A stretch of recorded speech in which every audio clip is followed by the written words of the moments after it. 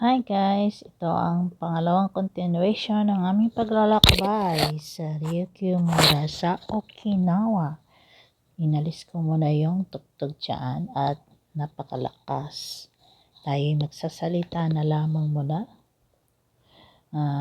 Tulad ng nasabi ko nung nakaraan, ang Ryukyu Mura o Okinawa Ryukyu Village ay isang atraksyon na nagpapakita ng kultura ng lumang Okinawa na may mga makasaysayang gusali at tradisyonal na sayaw at musikang pagtatanghal. Kwentuhan ko na lang kayo ayon sa aking mga nabasa. Kasi naglalakad lang kami dyan. Noong bumisita kami sa Okinawa, marami nagbabasa ng Okinawa Ryukyu Village bilang isa sa aming mga destinasyon. Ang pagbisita sa parke ay isang interactive na karanasan at masaya kaming natuto tungkol sa mga tradisyon ng Okinawan. Ayan, nakikita nyo dyan yung parang sinasayaw-sayaw nila pag may festival. Ayan, gabay sa Okinawa Ryukyu Village. Ang Ryukyu Mura matatagpuan sa hilaga ng Naha City at tumatagal ng humigit kumulang 1 oras sa pamamagitan ng kotse. Ang kanilang website sa oras ng pagsulat ay hindi ang pinaka-user-friendly kaya i-register namin ang parking para sa inyo kung plano mong bumisita. Saglit, hinto muna tayo.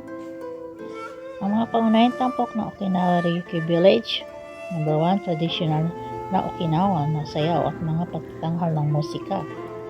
Number 2, walong tunay na bahay mula 1,800 hanggang unang bahagi ng 109 ay inilipat on-site na bumubuo ng isang traditional na Okinawan village.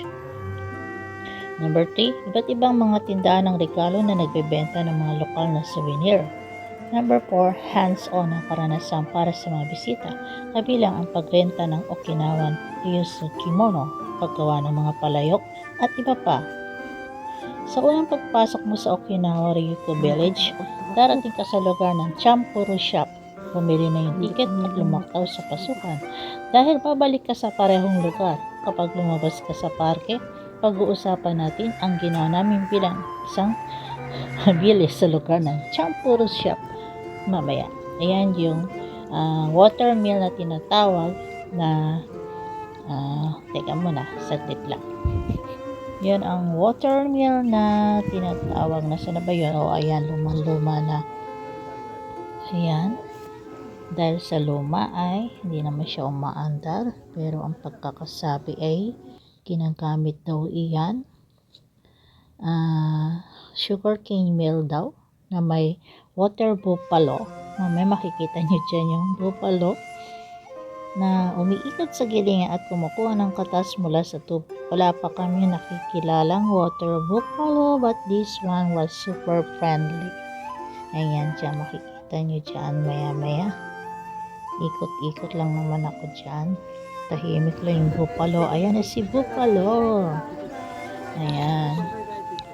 So, may mga taong nandiyan na kinakausap ng ewan ko, yung may-ari, yung tumitingin yata dyan sa buffalo. Para siyang nagle-lecture. Kaso, nung pagdating ko dyan patapos na ang kanyang pagkukwento. So nagsialisa na lahat, mag-isa na lang ako dyan. Pero at least pa rin, tinutukan ko pa rin siya ng camera kasi first time ko nakakita ng buffalo na ganyan. Niisip ko nga baka mamaya biglang biglang alam mo na yung magwala kasi syempre mag-isa lang ako dyan. Tapos, binibidyo ko siya. Iniisip ko, paano ko siya ibibidyo? Parang supladita. Suplado. Hindi ko alam kung babae o lalaki. Meron ba dito sa Pilipinas? Ayan, lumapit-lapit lang ako sa kanya. Hindi ako nagpapahalata. At hindi rin ako pwedeng magpakalapit-lapit sa kanya. Baka sunggabin tayo. Ayan, tahimik siya. Iniisip ko kung siguro kung wala na lahat ang gabi na, sino kayong titingin sa kanya doon? We hope everyone will come and enjoy the show. Thank you very much.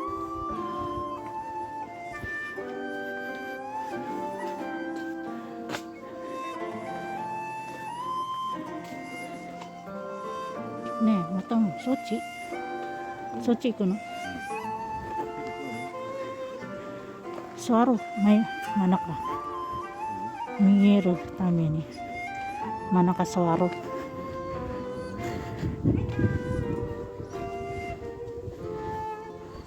Habang patuloy kami naglalakad, nakarinig kami ng announcement na magkakaroon daw ng pagtatanghal dyan sa stage na yan, dyan sa may mga upuan dyan.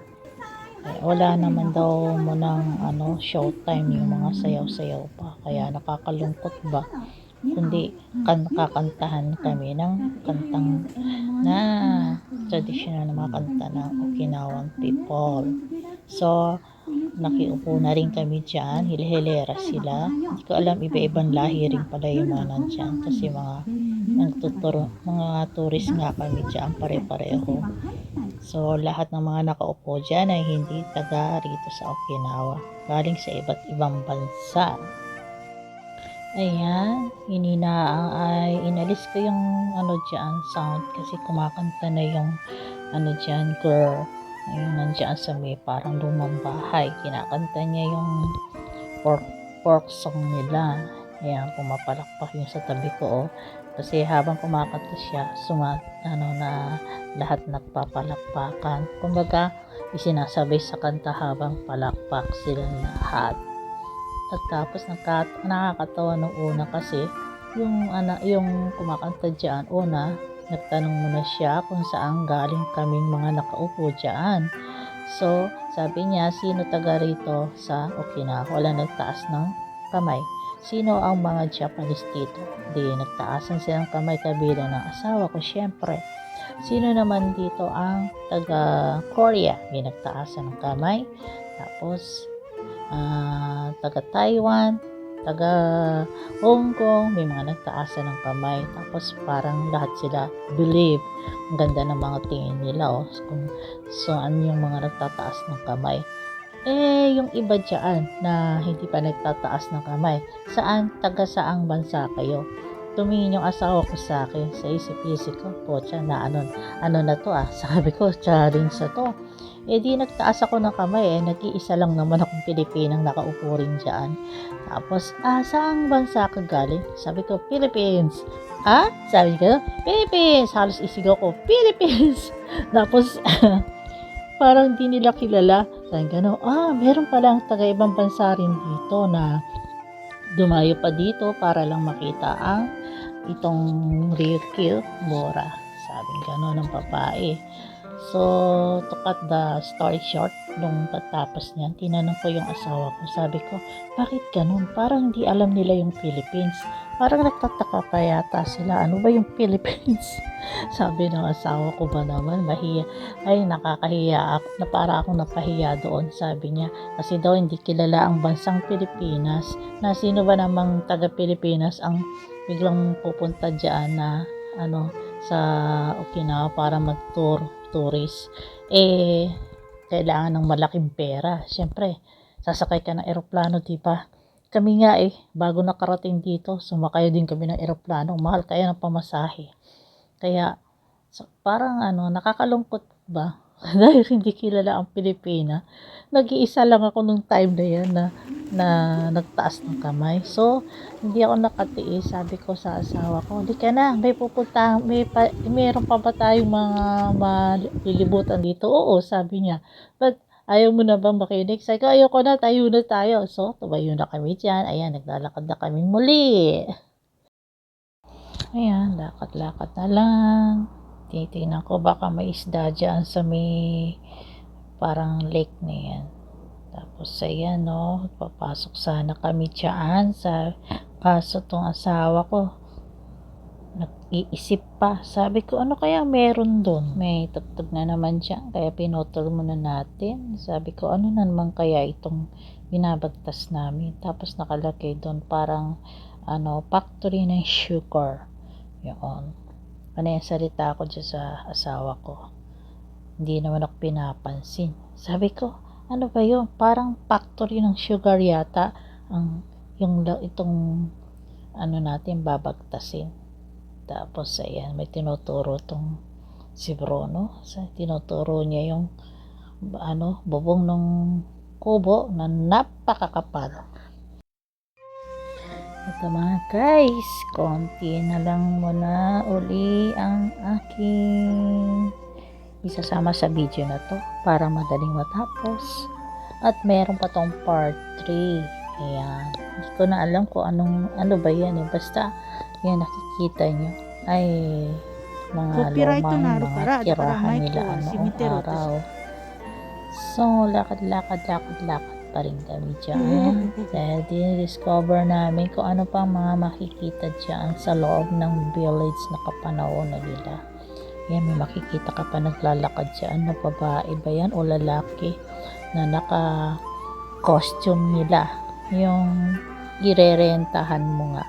Kung gusto mo magrenta, maglakad na habang nakasuot yung kanilang cultural na mga na sinaunang panahon nila, yung mga damit-damit na yun. Tapos picture para ma-feel mo yung kanila ang cultural na parang tawag dito, uniforme o kasuotan noong araw. So yan, lakad pa rin kaming dalawa dyan. Maya ay tatapusin ko na po ito para naman huwag masyadong humaba. Kasi may kasunod pa rin ito. Siguro may part 3 pa ito. Kaya hanggang dito na lamang. Maraming salamat po sa lahat.